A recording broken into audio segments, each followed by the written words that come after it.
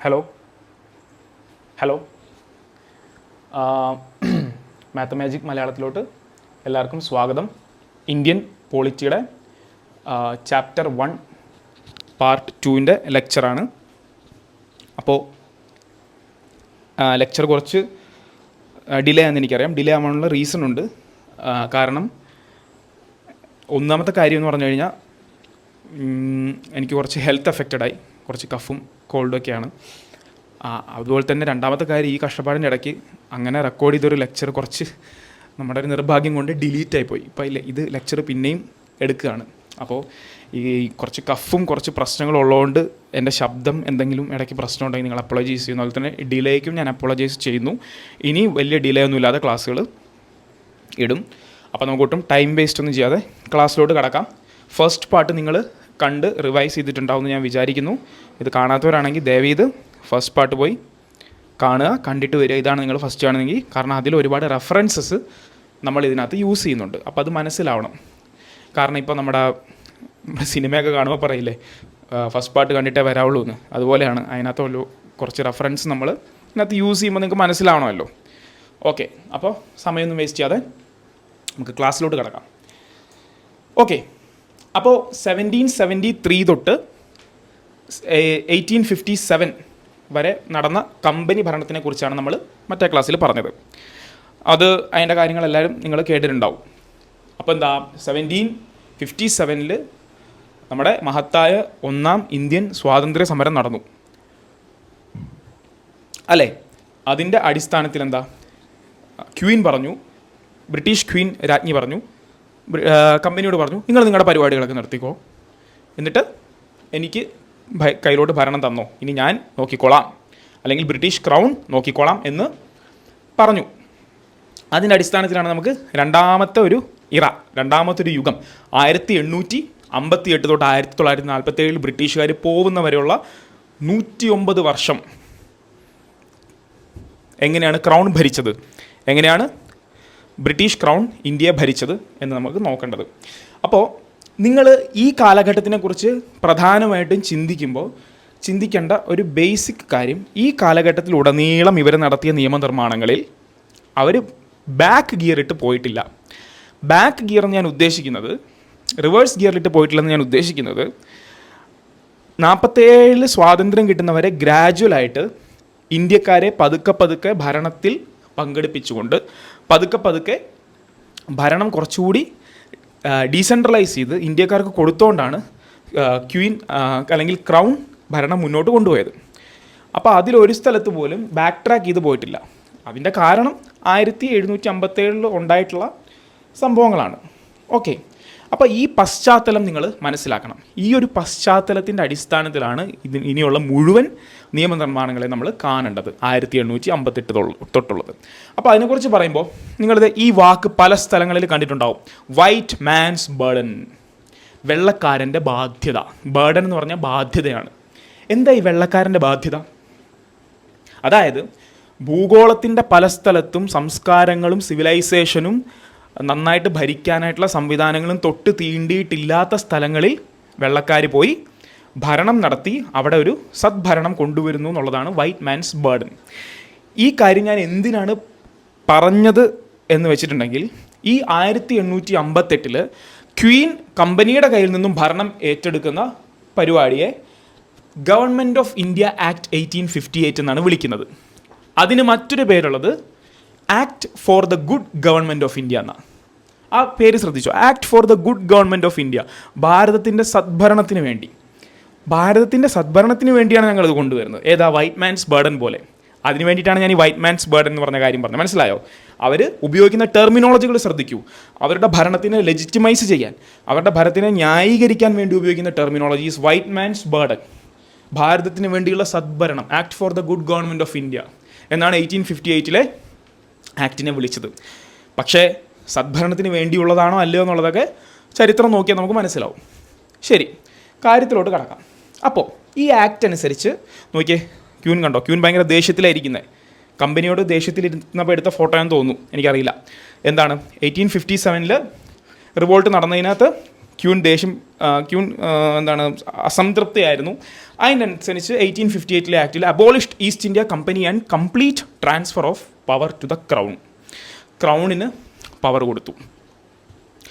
അത് അറിയുന്ന കാര്യം. പിന്നെ ഇതിനകത്തുള്ള വേറൊരു ഇമ്പോർട്ടൻ്റ് കാര്യം, secretary of state and viceroy എന്ന് പറഞ്ഞ 2 സ്ഥാനങ്ങൾ വന്നു. ഇത് വളരെ ഇമ്പോർട്ടൻ്റ് ആണ്.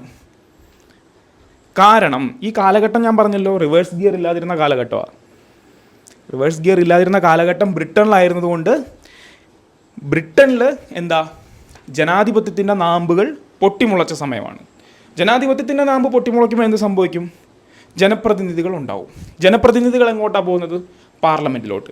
അപ്പോൾ ബ്രിട്ടീഷ് പാർലമെൻറ്റ് അവിടെ ഒരു ശക്തി കേന്ദ്രമായിട്ട് വളരുമ്പോൾ ബ്രിട്ടൻ്റെ പട്ടാളമടക്കം നിലനിൽക്കുന്ന ഇന്ത്യയിലെ കാര്യങ്ങൾ നിയന്ത്രിക്കാനായിട്ട് ക്യൂൻ മാത്രം മതിയോ? പോരാ, ബ്രിട്ടീഷ് പാർലമെൻറ്റിൻ്റെ പ്രതിനിധി കൂടി വേണം, അല്ലേ? ആ ബ്രിട്ടീഷ് പാർലമെൻറ്റിൻ്റെ പ്രതിനിധിയാണ് സെക്രട്ടറി ഓഫ് സ്റ്റേറ്റ്. ക്യൂനിൻ്റെ പ്രതിനിധിയാണ് വൈസ്രോയ്. ഇവരുടെ 2 പോസ്റ്റുകൾ എസ്റ്റാബ്ലിഷ് ചെയ്യപ്പെട്ടു എന്നുള്ളതും ഈ കാലഘട്ടത്തിൻ്റെ ഇമ്പോർട്ടൻസ് ആണ്. ഇവരുടെ 2 പോസ്റ്റുകൾ എസ്റ്റാബ്ലിഷ് ചെയ്യപ്പെട്ടു എന്നുള്ളത് മാത്രമല്ല, ഇവർ തമ്മിലുള്ള പവേഴ്സും നമ്മൾ ശ്രദ്ധിക്കണം. ഇവർ തമ്മിലുള്ള പവേഴ്സ് എപ്പോഴും നമ്മൾ ശ്രദ്ധിച്ചാൽ സെക്രട്ടറി ഓഫ് സ്റ്റേറ്റിൻ്റെ പവർ കുറച്ച് കൂടുതലാണ്, വൈസ്രോയേക്കാട്ടും കുറച്ച് കൂടുതലാണ്. അതായത് പാർലമെൻറ്റിൻ്റെ തീരുമാനങ്ങൾക്ക് വളരെയധികം ഇമ്പോർട്ടൻസ് കിട്ടിത്തുടങ്ങിയിട്ടുണ്ടായിരുന്നു. ഞാനിപ്പോൾ ഈ പറഞ്ഞ ഫാക്റ്റ് നിങ്ങൾ നോട്ട് ഡൗൺ ചെയ്ത് വെക്കുക. Secretary of state had more power than the viceroy. കാരണം വേറെ ചാപ്റ്റർ, ഈ ലെക്ചറിൻ്റെ വേറൊരു ഭാഗത്ത് ഇത് വരുമ്പോൾ ഇതിന് ഇമ്പോർട്ടൻസ് ഉണ്ട്. അതെന്താണെന്ന് നമുക്ക് മനസ്സിലാക്കാം. അടുത്തതിലോട്ട് പോവാം. നോക്കൂ, governor general of India was changed to the viceroy of India and he represented the British crown. Governor general of ഇന്ത്യയെ കൊണ്ടുവന്നിരുന്നല്ലോ. എന്തിൻ്റെ അടിസ്ഥാനത്തിലാണ് കൊണ്ടുവന്നിരുന്നത് ഗവർണർ ജനറൽ ആക്കിയത്? എനിക്ക് തോന്നുന്നു നമ്മുടെ 1833 ചാർട്ടർ ആക്ട് അനുസരിച്ചിട്ടല്ലേ ഗവർണർ ജനറൽ ഓഫ് ബംഗാളിനെ ഗവർണർ ജനറൽ ഓഫ് ഇന്ത്യ ആക്കിയത്? 1833 ചാർട്ടർ ആക്ട് അനുസരിച്ചില്ലേ? അത് ആരായിരുന്നു? William Bentinck. 1773 റെഗുലേറ്റിംഗ് ആക്ട് അനുസരിച്ചാണ് ഗവർണർ ഓഫ് ബംഗാളിനെ ഗവർണർ ജനറൽ ഓഫ് ബംഗാൾ ആക്കിയത്. അതാരായിരുന്നു? Warren Hastings. അത് പറഞ്ഞപ്പോഴാണ് നമ്മൾ നമ്മുടെ ചാനൽ ഇങ്ങനെ ക്വിസ് പോയി പോസ്റ്റ് ചെയ്യുന്നുണ്ട് ഈ കാര്യത്തിലൊക്കെ. ഈ ക്വിസൊക്കെ നിങ്ങൾ നിരന്തരം പോയി കാണുക, നിരന്തരം പോയി അറ്റൻഡ് ചെയ്യുക. എന്നാലേ ഈ പഠിക്കുന്നതിൻ്റെ ഒരു റിവിഷൻ കൂടി ആവുള്ളൂ. നമ്മൾ പഠിക്കുന്ന കാര്യം കറക്റ്റ് മൈൻഡിലിരിക്കുള്ളൂ. ഓക്കെ, അപ്പോൾ ഈ 3 പേരുകളും ആലോചിക്കുക. വാരൻ ഹേസ്റ്റിങ്സ്, വില്യം ബെൻറ്റിക്, 3ാമത്തെ പേര് ഞാനിപ്പോൾ പറയാം. ഗവർണർ ജനറൽ ഓഫ് ഇന്ത്യയെ വൈസ്രോയ് ഓഫ് ഇന്ത്യ ആക്കി. അങ്ങനത്തെ ഫസ്റ്റ് വൈസ്രോയ് ആണത് ഇദ്ദേഹം, ലോർഡ് കാനിങ്. അപ്പം 3 പേരുകളും ആലോചിക്കുക. Warren Hastings, William Bentinck, Lord Canning. 3 പൊസിഷൻസും ആലോചിക്കുക. Governor general of Bengal, governor general of India, viceroy of India. 3 കാലഘട്ടങ്ങളും ആലോചിക്കുക. 1773, 1833, 1858. ഓക്കെ, ഇത് 3ഉം നിങ്ങൾ സിങ്ക്രണൈസ് ചെയ്ത് ആലോചിക്കുക. അപ്പോൾ അതാണ് ചെയ്തത്. പിന്നെന്താ, സിമിലർലി സെക്രട്ടറി ഓഫ് സ്റ്റേറ്റ്, കണ്ടോ ഈ ചുമന്നതിലൊക്കെ രേഖപ്പെടുത്തിയിട്ടുള്ള ഇമ്പോർട്ടൻ്റ് ആണ്. Similarly secretary of state was created with the complete authority and control over Indian administration. He was a member of the British cabinet and ultimately responsible to the British parliament. Secretary of സ്റ്റേറ്റിന് കൂടുതൽ ഭരണപരമായ അധികാരങ്ങളും അതോറിറ്റിയും കൊടുത്തു. അദ്ദേഹം British പാർലമെൻറ്റിൻ്റെ member മാത്രമല്ല, ഇതും important, ക്യാബിനറ്റിൻ്റെ മെമ്പറാണ്. ക്യാബിനറ്റ് എന്ന് പറഞ്ഞാൽ അവിടുത്തെ മന്ത്രിതല രീതിയിൽ മിനിസ്റ്റീരിയൽ ക്യാബിനറ്റ് റാങ്കുള്ള പദവി എന്നൊക്കെ നമ്മൾ വാർത്തയിൽ കേട്ടിട്ടില്ലേ? മിനിസ്റ്റീരിയൽ തലത്തിലെടുക്കുന്ന ഭരണപരമായ തീരുമാനങ്ങളുടെ അത്രയും പവറുള്ള പോസ്റ്റാണ് സെക്രട്ടറി ഓഫ് സ്റ്റേറ്റ്. ഇതുകൊണ്ടാണ് ഞാൻ നേരത്തെ പറഞ്ഞിരുന്നത് സെക്രട്ടറി ഓഫ് സ്റ്റേറ്റ് എന്ന് പറഞ്ഞ പോസ്റ്റിന് വൈസ്രോയ് എന്ന് പറഞ്ഞ പോസ്റ്റിനേക്കാളും പവർ ഇച്ചിരി കൂടുതലാണ് ഭരണപരമായിട്ട്. അതിൻ്റെ ഇംപ്ലിക്കേഷൻ എന്താണെന്ന് നിങ്ങൾക്ക് അടുത്ത ലെക്ചറിൻ്റെ അടുത്ത ഭാഗത്തിൽ മനസ്സിലാവും. ഓക്കെ, അപ്പോൾ സെക്രട്ടറി ഓഫ് സ്റ്റേറ്റിന് വൈസ്രോയെക്കാട്ടും പവർ കൂടുതലാണ്. Double government system abolished. Board of control and court of directors എന്ന് പറഞ്ഞ് 2 ബോഡീസ് വന്നിരുന്നു എന്ന് ഞാൻ പറഞ്ഞല്ലോ. ആദ്യം ഭരണപരമായ കാര്യങ്ങളെല്ലാം കമ്പനിയുടെ ബോർഡായിരുന്നു. പിന്നെ board of control and court of directors, സാമ്പത്തികപരമായിട്ടുള്ള കാര്യങ്ങൾ ഒരു വിഭാഗം, ഭരണപരമായ കാര്യങ്ങൾ വേറെ വിഭാഗം എന്നുള്ള രീതിയിൽ ഡബിൾ ഗവൺമെൻറ് ഉണ്ടായിരുന്നു. ഇപ്പോൾ ആ ഡബിൾ എഞ്ചിൻ മാറിയിട്ട് പുതിയ ഡബിൾ എഞ്ചിൻ വന്നു. പുതിയ ഡബിൾ എഞ്ചിൻ എന്ന് പറഞ്ഞാൽ ഒരെണ്ണം സെക്രട്ടറി ഓഫ് സ്റ്റേറ്റും വേറൊരെണ്ണം വൈസ്രോയ് ആണ്. പക്ഷേ ഇതിനകത്ത് സെക്രട്ടറി ഓഫ് സ്റ്റേറ്റ് എന്ന് പറഞ്ഞ എഞ്ചിൻ ഇച്ചിരി പവർ കൂടുതലാണ്, ഹോഴ്സ് പവർ കൂടുതലാണ്. ആ കാര്യം ഓർത്തിരിക്കണം. കാരണം ലെക്ചറിൻ്റെ തുടർച്ചയായിട്ടുള്ള ഭാഗങ്ങളിൽ അതിലൊരു ഇമ്പാക്റ്റ് വരും. അതുപോലെ തന്നെ വേറൊരു കാര്യം എന്താ, constituted secretary of state in council as a body corporate being able, ഇത് ഏബിൾ എന്നാണ് കേട്ടോ, എഴുതിയപ്പോൾ തെറ്റിപ്പോയത്, able to sue and be sued in India and in England. ഇതിൽ നിങ്ങൾ ഈ സൂ എന്ന് പറഞ്ഞ വാക്കുണ്ടല്ലോ, അതിൻ്റെ അർത്ഥം കേസ് കൊടുക്കുക എന്നുള്ളത്, സിമ്പിൾ. അപ്പോൾ സെക്രട്ടറി ഓഫ് സ്റ്റേറ്റ് ഇൻ കൗൺസിലിൽ അതിനെ ബോഡി കോർപ്പറേറ്റ് എന്ന് വിളിക്കാൻ പറ്റും. കോൺസ്റ്റിറ്റ്യൂട്ടഡ് സെക്രട്ടറി ഓഫ് സ്റ്റേറ്റിൻ്റെ council as a body corporate. ഈ ബോഡി കോർപ്പറേറ്റ് എന്ന് പറഞ്ഞാൽ ഒന്നുമില്ല, ഒരു ലീഗൽ എൻറ്റിറ്റിയാണ്. ഇപ്പോൾ നിങ്ങൾ MBA പഠിക്കുന്നവരൊക്കെ ഇത് കണ്ടിട്ടുണ്ടെങ്കിൽ മനസ്സിലാവും. കോർപ്പറേറ്റ് എന്ന് പറഞ്ഞു കഴിഞ്ഞാൽ നമ്മൾ കോൺസ്റ്റിറ്റ്യൂഷൻ അനുസരിച്ച് ഒരു വ്യക്തി എന്ന പോലെയുള്ള വേറൊരു ലീഗൽ എൻറ്റിറ്റി ആയിട്ടാണ് കാണുന്നത്. അപ്പോൾ അങ്ങനെ ഒരു ലീഗൽ എൻറ്റിറ്റി, ആ ലീഗൽ എൻറ്റിറ്റി ആയിട്ട് ആ പോസ്റ്റിനെ കണ്ടിട്ട് അതിന് ഇന്ത്യയിലും ഇംഗ്ലണ്ടിലും അതിനെതിരെ പുള്ളിക്ക് സൂ ചെയ്യാനുള്ള കേസ് കൊടുക്കാനുള്ള അധികാരങ്ങൾ കൊടുത്തു. പവറുള്ള എഞ്ചിനാണെങ്കിൽ പോലും വർക്ക്ഷോപ്പിൽ കയറ്റി ചില സമയം ചെക്ക് ചെയ്യാനുള്ള അധികാരങ്ങളും ഉണ്ട്. കാരണം സർവാധികാരം കൊടുത്താൽ ശരിയാവില്ലല്ലോ, അദ്ദേഹത്തിൻ്റെ പവർ വെച്ച് അദ്ദേഹം എന്ത് ചെയ്യുന്നു എന്നുള്ളതും കൂടെ ചെക്ക് ചെയ്യണം. അപ്പോൾ ആ ഒരു ആസ്പെക്റ്റും കൂടെ അതിലുണ്ട്. ഓക്കെ, പോവാം. അപ്പോൾ ഈ പറഞ്ഞ പോലെ ഫസ്റ്റ് വൈസ്രോയ് ആയിട്ട് വന്നത് ലോർഡ് കാനിങ് ആണ്. ലോർഡ് കാനിങ് തന്നെയായിരുന്നു എന്താണ് നമ്മുടെ 1857 റിവോൾട്ടിൻ്റെ സമയത്തൊക്കെ ഉണ്ടായിരുന്നത്. അദ്ദേഹത്തിൻ്റെ ഒരു പ്രശസ്തമായൊരു വാചകമുണ്ട് സമയത്ത്, break waters in a storm എന്നൊക്കെ പറഞ്ഞിട്ട്. അതിനെക്കുറിച്ച് ഞാൻ ചരിത്രം ഹിസ്റ്ററി സെക്ഷനിൽ വരെ നമുക്ക് പറയാം. ഫസ്റ്റ് സെക്രട്ടറി ഓഫ് സ്റ്റേറ്റ് ഇദ്ദേഹമാണ്, ലോർഡ് സ്റ്റാൻലി ആണ് first secretary of state. Power കൂടിയ ആളെ കണ്ട താഴെ ഇരിക്കുന്നത്. ഓക്കെ, അപ്പോൾ അടുത്ത സെക്ഷനിൽ പോവാം. Councils act. ഞാൻ ഒരു കാര്യം പറയട്ടെ, നമ്മൾ കമ്പനി റൂളിൻ്റെ സമയത്ത്, ഒരു മിനിറ്റ് മുമ്പോട്ട് പോവാം. കമ്പനി റൂളിൻ്റെ സമയത്ത് നോക്കിയേ, ചാർട്ടർ ആക്ട്സ് എന്താ പറഞ്ഞാൽ 1793 ബേസ് വർഷമായിട്ട് എടുത്ത് 20 വർഷം കൂടുന്നതിനനുസരിച്ച് 60 വർഷ കാലയളവിൽ 4 ചാർട്ടർ ആക്ട് ഉണ്ടായിരുന്നു കമ്പനി റൂളിൻ്റെ സമയത്ത്, അല്ലേ?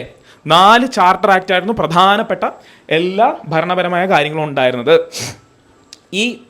അപ്പം നമ്മളിങ്ങനെ പഠിച്ചാൽ മതി, കമ്പനി റൂളിൻ്റെ സമയത്ത് C എന്ന് പറഞ്ഞാൽ ചാർട്ടർ ആക്ട് ആണെങ്കിൽ, ക്യൂനിൻ്റെ റൂളിൻ്റെ സമയത്ത് C എന്ന് പറഞ്ഞാൽ കൗൺസിൽസ് ആക്റ്റാണ്.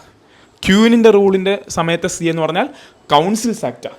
1861, 1892, 1909, ഒരെണ്ണം മാത്രം 20ാം നൂറ്റാണ്ടിൽ ഏറ്റവും അവസാനത്തത്.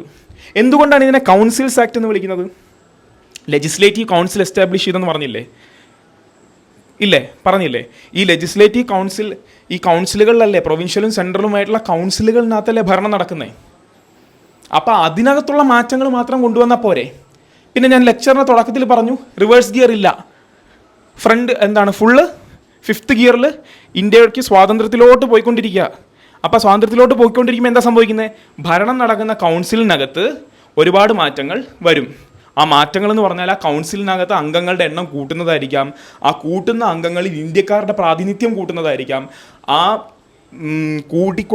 കൂട്ടി നിങ്ങൾ നൽകുന്ന അധികാരങ്ങൾ കൂടുതൽ ഡീസെൻട്രലൈസ് ചെയ്യുന്നതായിരിക്കാം, കൂടുതൽ അധികാരം എത്താത്ത പ്രൊവിൻസുകളിലേക്ക് അധികാരം എത്തുന്നതായിരിക്കാം. അതുകൊണ്ട് കൗൺസിൽസ് ആക്ട് എന്നാണ് ഈ 3 എണ്ണത്തിനെയും വിളിക്കുന്നത്. അപ്പോൾ എന്താ, കമ്പനി ഭരണത്തിൻ്റെ സമയത്തുള്ളത് ചാർട്ടർ ആക്ട്സ്, ക്യൂനിൻ്റെ ഭരണത്തിൻ്റെ സമയത്തുള്ളത് കൗൺസിൽസ് ആക്ട്സ്.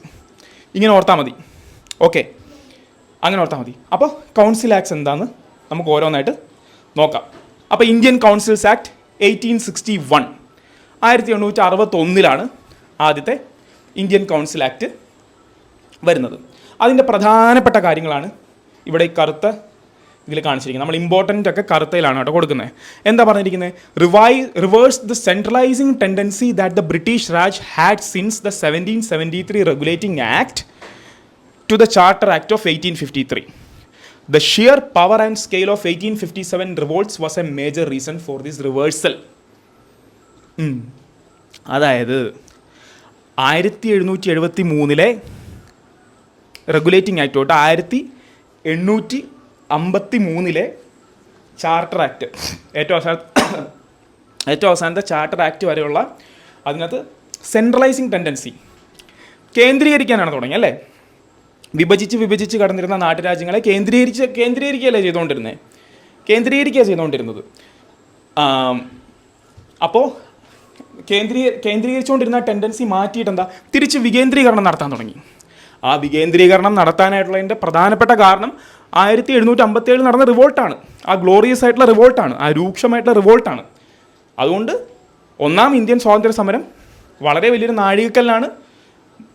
പ്രത്യക്ഷത്തിൽ പരാജയമാണെങ്കിലും ഇതുപോലുള്ള കാര്യങ്ങൾ പതുക്കെ ഇൻട്രൊഡ്യൂസ് ചെയ്യുന്നതിൽ അത് വളരെ വലിയ പങ്ക് വഹിച്ചിട്ടുണ്ട്. അതുകൊണ്ട് നമ്മൾ എപ്പോഴും ഒരു പോസിറ്റീവ് ലൈറ്റിൽ കാണേണ്ട ഒരു കാര്യമാണ് 1857 റിവോൾട്ട്. ഓക്കെ, അപ്പോൾ നിങ്ങൾ എല്ലാ കൗൺസിൽ ആക്റ്റിലും ഇപ്പോൾ 61 ആണെങ്കിലും നമ്മുടെ ഇതിലാണെങ്കിലും 92 ആണെങ്കിലും 1909 ആണെങ്കിലും അതിലെല്ലാത്തിലുള്ള സെൻട്രൽ കാര്യമാണ് സെൻട്രലൈസിങ് ടെൻഡൻസി മാറിയിട്ട് ഡീസെൻട്രലൈസ് ചെയ്യാൻ കൊടുത്തത്. ഓക്കെ, അപ്പോൾ അത് ഓർക്കുക. പിന്നെ representation of Indians not just in bureaucracy but also in the law making process. അതെന്തോ ഒരു ഇമ്പോർട്ടൻ്റ് ആണെന്ന് ആലോചിച്ച് നോക്ക്.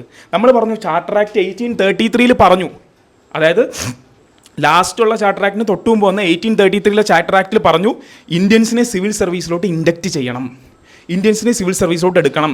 എന്നാൽ ബോർഡ് ഓഫ് ഡയറക്ടേഴ്സ് അതിനെ എതിർത്തു.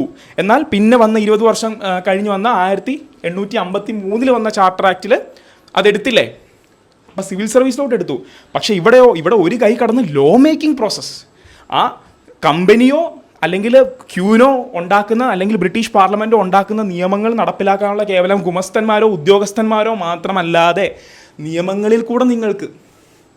നിയമനിർമ്മാണത്തിൽ കൂടെ നിങ്ങൾക്ക് പങ്കെടുക്കാം, ഇന്ത്യക്കാർക്ക് പങ്കെടുക്കാം. ഇത് കേൾക്കുമ്പോൾ ഭയങ്കര പോസിറ്റീവായിട്ട് തോന്നുമെങ്കിൽ അങ്ങനെ പോസിറ്റീവായിട്ടൊന്നും അല്ല ചരിത്രത്തിൻ്റെ ഇത് നടന്നത്. വളരെ പേരിന് നെയിംസേക്കാണ് നടന്നത്. എന്നാലും ഞാൻ പഠിപ്പിക്കുന്ന ആ വ്യത്യാസം മനസ്സിലാക്കാൻ വേണ്ടി പറയുക. കമ്പയർ ചെയ്യുമ്പോൾ മറ്റേനെക്കാട്ടും ഇത് ബെറ്റർ ആണല്ലോ. അപ്പോൾ നിയമനിർമ്മാണത്തിലും പങ്കെടുക്കാം. ഇതാ ഞാൻ പറഞ്ഞ റിവേഴ്സ് ഗിയർ ഇല്ല, എല്ലാം മുന്നോട്ടാണ് പോയിക്കൊണ്ടിരിക്കുന്നത്. നിയമനിർമ്മാണത്തിലും പങ്കെടുക്കാമെന്ന് പറഞ്ഞു. അപ്പോൾ അതനുസരിച്ച് എന്താ, viceroy should nominate some Indians as non official members of his expanded council. അദ്ദേഹത്തിൻ്റെ എക്സ്പാൻഡഡ് കൗൺസിലിലെ നോൺ ഒഫീഷ്യൽ മെമ്പേഴ്സായിട്ട് വൈസ്രോയെ ഇന്ത്യക്കാരെ നോമിനേറ്റ് ചെയ്യണം.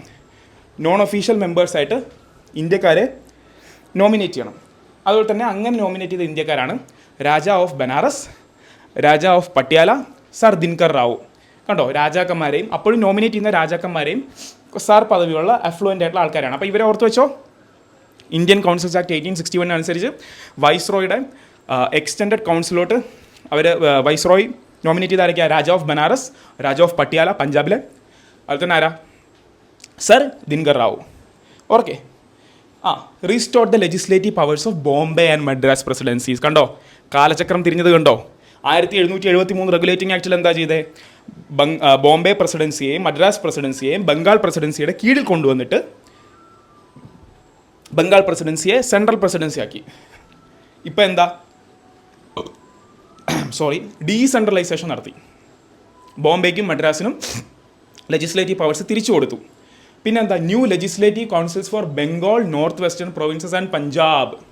ബംഗാളിനും ഞാൻ നേരത്തെ പറഞ്ഞ പോലെ നേരത്തെ ഭരണപരമായ ശ്രദ്ധ ചെല്ലാതിരുന്ന ഏരിയകളിലോട്ട് കൂടെ കൂടുതൽ കൗൺസിൽസ് കൊണ്ടുവന്നു, ലെജിസ്ലേറ്റീവ് കൗൺസിൽസ്.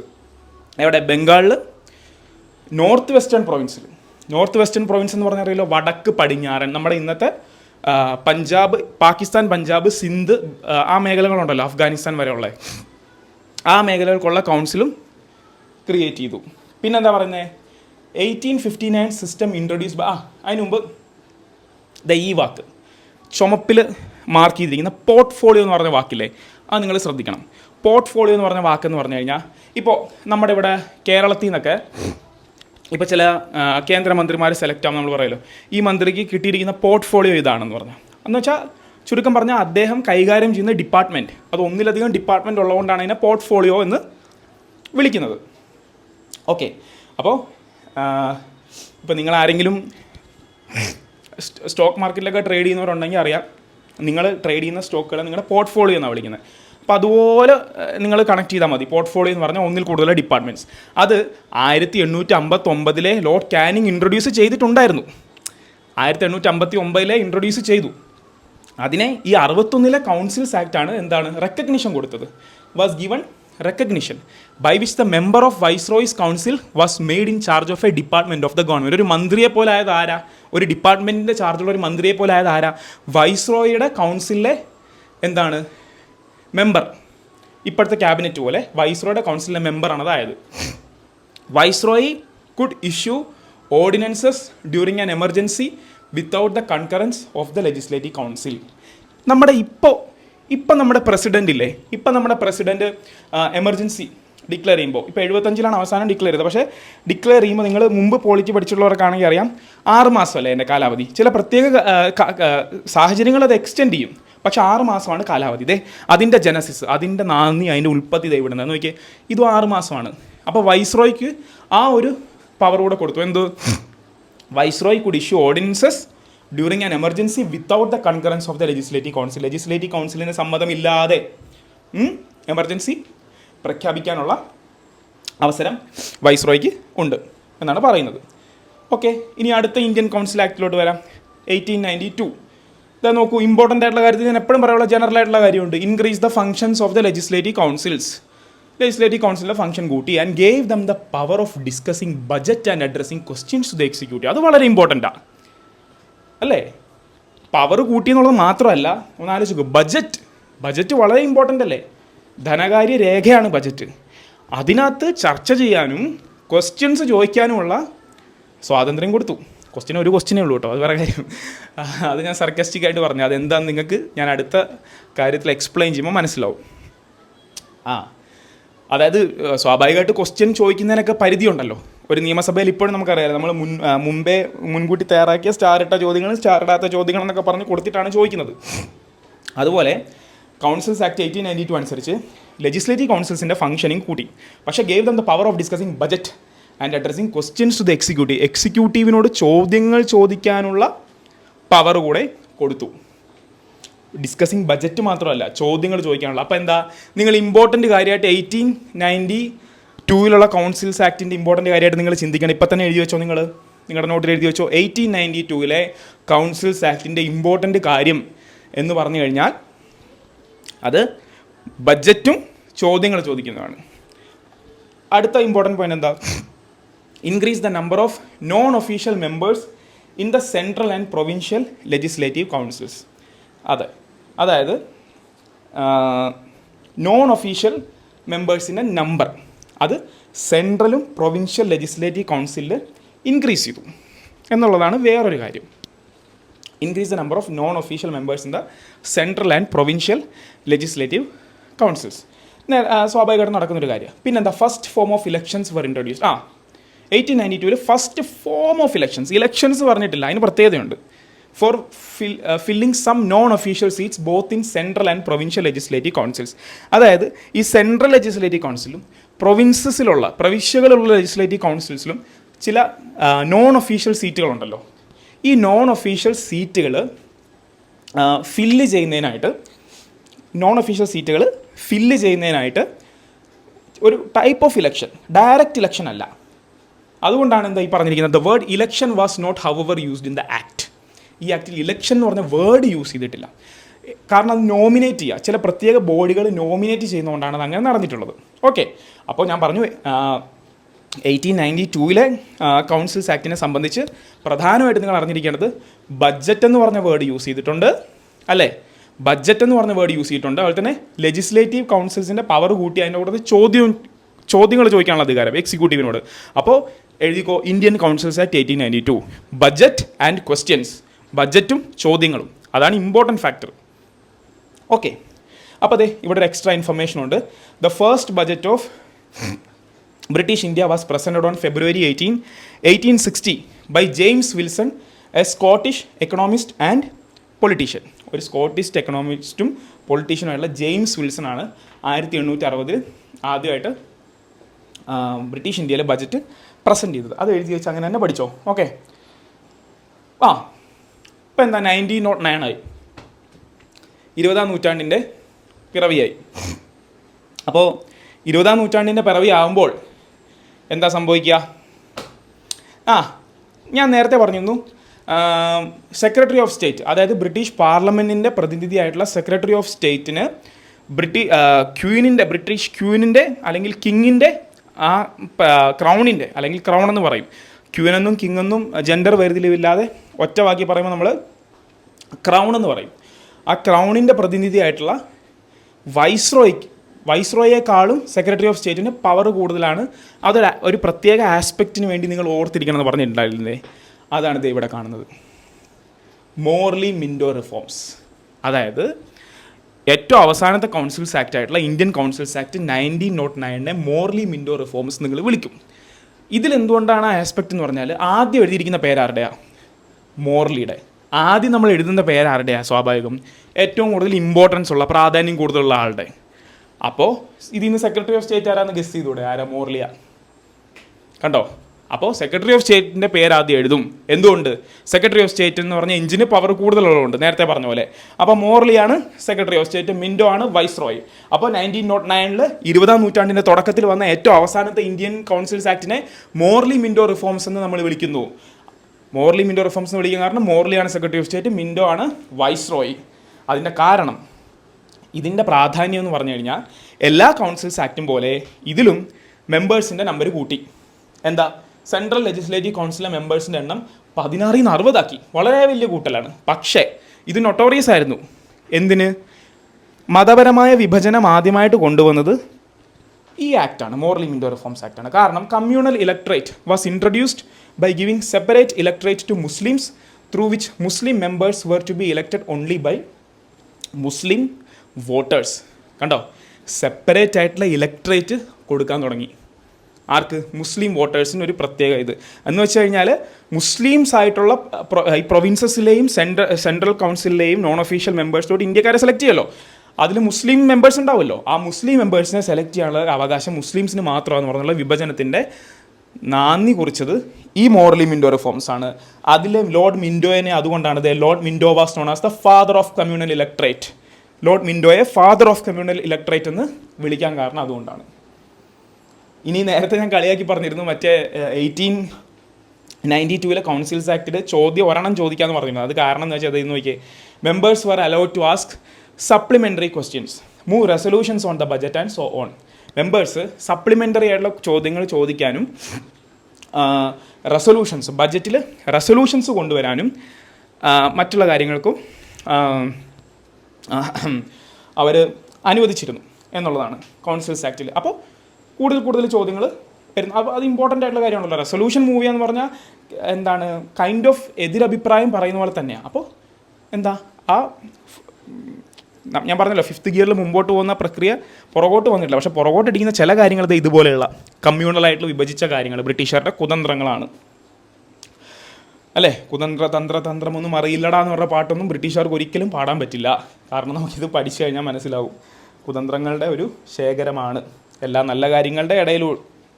ഓക്കെ, അപ്പോൾ ഞാൻ പറഞ്ഞിരുന്നു, first time the executive councils of the viceroy and governors were inducted with Indians. വൈസ്രോയുടെ എക്സ്റ്റെൻഡഡ് എക്സിക്യൂട്ടീവ് കൗൺസിൽ ഇന്ത്യക്കാരുണ്ടായിരിക്കുമെന്ന് ഞാൻ പറഞ്ഞിരുന്നു. അപ്പോൾ അങ്ങനെ വന്ന ഫസ്റ്റ് ആളാണ് ഇദ്ദേഹം, സത്യേന്ദ്ര പ്രസാദ് സിൻഹ.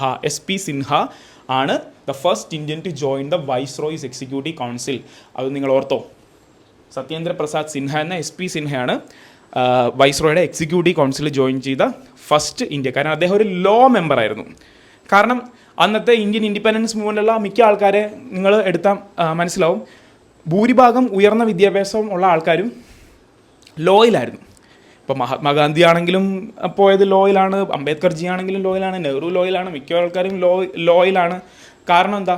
മക്കാളെ കമ്മിറ്റിയൊക്കെ വന്നതിന് ശേഷം ഒരു ഇംഗ്ലീഷ് വിദ്യാഭ്യാസം നേടിയ ആൾക്കാർ, കൂടുതൽ ലോ പഠിച്ച ആൾക്കാർ വരികയും അങ്ങനെ ലീഗൽ ലുമിനറീസ് ഒരുപാട് ഉണ്ടാവുകയും അതിൻ്റെ ഭാഗമായിട്ടുള്ള ആൾക്കാർ കുറച്ച് റെസ്പെക്റ്റ് ഗെയിൻ ചെയ്യുകയും ബ്രിട്ടീഷുകാരുടെ ഇടയ്ക്ക്. അങ്ങനെ ആ വൈസ്രോയുടെ എക്സിക്യൂട്ടീവ് കൗൺസിലിൽ വന്ന ആളാണ് സത്യേന്ദ്ര പ്രസാദ് സിൻഹ. അതും എന്താണ്?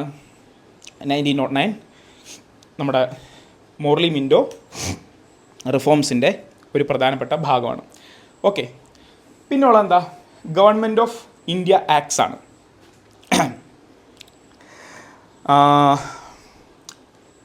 ഒരു കാര്യം പറയാനുള്ളത്, എനിക്ക് ത്രോട്ട് പെയിൻ കുറച്ച് ഇതാവുന്നുണ്ട്, കുറച്ച് കൂടുന്നുണ്ട്. അപ്പം നമ്മൾ ക്ലാസ് എക്സ്റ്റെൻഡ് ചെയ്താൽ ഈ 1990, 1935 പിന്നെ കുറച്ചുണ്ട്, ഇത്രയുണ്ട്. നമ്മൾ അത് 1935 മാത്രമല്ല, 1935 തൊട്ട് 1947 വരെയുള്ള നമ്മൾ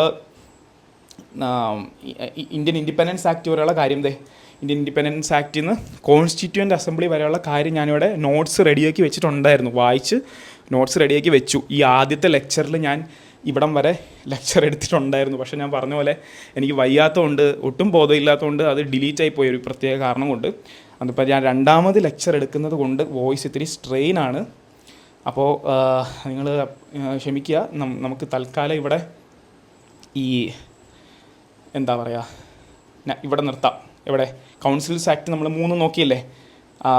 കൗൺസിൽസ് ആക്ട് നമ്മൾ 3 നോക്കി. 1861, 1892, 1909 വരെ ഇപ്പോൾ നോക്കി. സത്യേന്ദ്ര പ്രസാദ് സിൻഹ ഇൻഡക്റ്റഡ് ആയതുവരെ നമ്മൾ നോക്കിയല്ലോ. അപ്പോൾ ഞാൻ കുറച്ച് റെസ്റ്റ് എടുത്തിട്ട് നിങ്ങൾക്ക് അടുത്ത ക്ലാസ് ഇടുന്നതായിരിക്കും നല്ലത് എന്നെനിക്ക് തോന്നുന്നു. അല്ലെങ്കിൽ പിന്നെ ത്രൂ ഔട്ട് വലിയ പ്രശ്നമാവുമല്ലോ. വോയിസ് നല്ല സ്ട്രെയിൻ ആയതുകൊണ്ടാണ്. അപ്പോൾ നിങ്ങൾ ക്ഷമിക്കുക. നിങ്ങളെന്തായാലും ഞാനൊരു കാര്യം ചെയ്യാം. നമ്മൾ ഇപ്പോൾ ഇത്രയും പഠിച്ചില്ലേ? 1858 തൊട്ട് ഗവൺമെൻറ് ഓഫ് ഇന്ത്യ ആക്ട് തൊട്ട് ഇത്രയും കാര്യങ്ങളും പഠിച്ചല്ലോ, 3 കൗൺസിൽസ് ആക്റ്റും. ഇതും കൂടെ നിങ്ങൾ നന്നായിട്ട് റിവൈസ് ചെയ്യാം. മറ്റേതും ചേർത്ത് നമ്മുടെ ചാനലിൻ്റെ പോസ്റ്റ് സെക്ഷനിൽ ഞാൻ കുറച്ച് ക്വിസ് ഇട്ടിട്ടുണ്ടല്ലോ. കുറച്ചല്ല, ഞാൻ 1 ഇട്ടിട്ടുള്ളൂ. ഞാൻ കുറച്ച് കൂടുതൽ ക്വിസ്സുകൾ ഇടാം. അതാകുമ്പോൾ എനിക്ക് റെസ്റ്റ് എടുത്തുകൊണ്ടിരിക്കുമ്പോൾ ഞാനിത് ഇടാൻ പറ്റുമല്ലോ, ഞാനത് ഇടാം. അപ്പോൾ അത് ഇടുന്നത് നിങ്ങൾ പഠിച്ചതിൻ്റെ അടിസ്ഥാനത്തിൽ നിങ്ങളൊന്ന് അറ്റംപ്റ്റ് ചെയ്ത് നോക്കുക. ഇത്രയും പഠിച്ച കാര്യങ്ങൾ നന്നായിട്ട് നോട്ട്സ് റിവൈസ് ചെയ്യുക. ഞാൻ ഈ 1919 government of act, 1935 government of India act, 1947 Indian independence ആക്റ്റും കൂടെ അടുത്ത ക്ലാസ്സിൽ കവർ ചെയ്യാം. അല്ലെങ്കിൽ നമ്മുടെ കോൺസ്റ്റിറ്റ്യൂൻ്റ് അസംബ്ലിയുടെ തുടക്കങ്ങളാണ് സെക്കൻഡ് ചാപ്റ്റർ. ഫസ്റ്റ് ചാപ്റ്റർ ഇതോടുകൂടെ കഴിഞ്ഞു കേട്ടോ. ഈ 1947 നമ്മുടെ ഇന്ത്യൻ ഇൻഡിപെൻഡൻസ് ആക്ട് ഇല്ലേ, അവിടെ ഈ independence act constituent assembly form ചെയ്യുന്നവരെ അവിടെ നമ്മുടെ ഫസ്റ്റ് ചാപ്റ്റർ കഴിഞ്ഞു. പിന്നെ നമ്മുടെ സെക്കൻഡ് ചാപ്റ്റർ വരുന്നതെന്ന് പറഞ്ഞാൽ മേക്കിംഗ് ഓഫ് ദ കോൺസ്റ്റിറ്റ്യൂഷൻ. അതായത് ഈ കോൺസ്റ്റിറ്റ്യൂൻ്റ് അസംബ്ലിയുടെ സ്ട്രക്ചർ എങ്ങനെയാണ്, അതിലുള്ള പല പല കമ്മിറ്റീസ് ഉണ്ടല്ലോ, ഡ്രാഫ്റ്റ് കമ്മിറ്റി, അങ്ങനെ ഉള്ള കമ്മിറ്റികൾ. ആ കമ്മിറ്റികളുണ്ട്. ഓരോ കമ്മിറ്റിയും എന്ത് കാര്യങ്ങളാണ് നിർവഹിച്ചിരുന്നത്, അതിൻ്റെ ഘടന, അങ്ങനെ ടെക്നിക്കലായിട്ടുള്ള കുറേ കാര്യങ്ങളുണ്ട്. അതിൻ്റെ ഇൻഫ്ലുവൻസസ് വളരെ ഇമ്പോർട്ടൻ്റ് ആണ്. നമ്മൾ എവിടെ നിന്നൊക്കെ ഇൻഫ്ലുവൻസ് എടുത്തു, ആ ഇൻഫ്ലുവൻസ് പഠിക്കുമ്പോൾ നമ്മൾ ഈ 1935 ആക്ട് പഠിക്കേണ്ടത് വളരെ ഇമ്പോർട്ടൻ്റ് ആണ്. അതുകൊണ്ടാണ് ഞാനത് ഡീറ്റെയിൽഡ് ആയിട്ട് ഇപ്പോൾ പറയാത്തത്. ഇപ്പോൾ വോയിസിന് സ്ട്രെയിൻ ഉണ്ട്. അപ്പോൾ എന്തായാലും ഞാൻ അടുത്ത ക്ലാസ്സിൽ അത് കവർ ചെയ്യുക. നിങ്ങൾ റിവൈസ് ചെയ്യുക. ആ ഇടുന്ന ക്വിസുകൾ പോയിട്ട് അറ്റൻഡ് ചെയ്യുക. ഓക്കെ. നിങ്ങളുടെ ഇൻകൺവീനിയൻസിന് ഞാൻ ഡീപ്ലി റിഗ്രറ്റ് ചെയ്യുന്നു. Please excuse me. അടുത്ത ക്ലാസ്സായിട്ട് പെട്ടെന്ന് വരും. റെസ്റ്റ് എടുത്ത് റിക്കവറായിട്ട് ഞാൻ പെട്ടെന്ന് വരുന്നതായിരിക്കും. ഓക്കെ. അപ്പോൾ താങ്ക് യു.